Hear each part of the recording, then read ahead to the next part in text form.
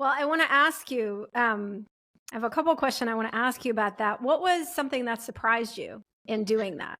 Because I think Well, that, as you're talking about it, and when I read the book, you think like, oh, you come and thank people and they're super grateful. You're thanking them. But was there something that surprised you in connecting with so many people and doing that?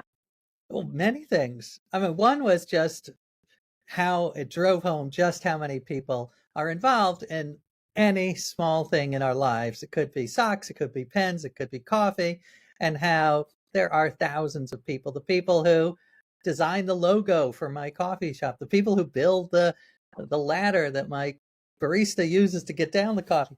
Another one was the reactions of people when I thanked them. Uh, I mean, there were a couple of people who I'd say the vast majority were happy to be thanked.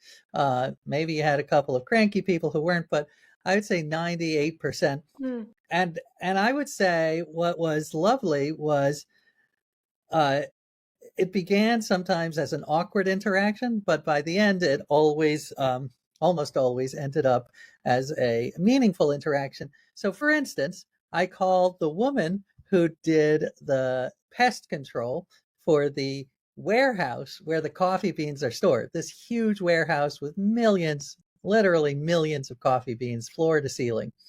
And I said to her, I called her up out of the blue and said, I know this is weird, but I just want to thank you for keeping the insects out of my coffee. And she said, that is weird. But she said, that is also makes my day because no one thanks me. And so that made my day in return. Mm-hmm. It was sort of this virtuous cycle. And I left. We both left feeling better.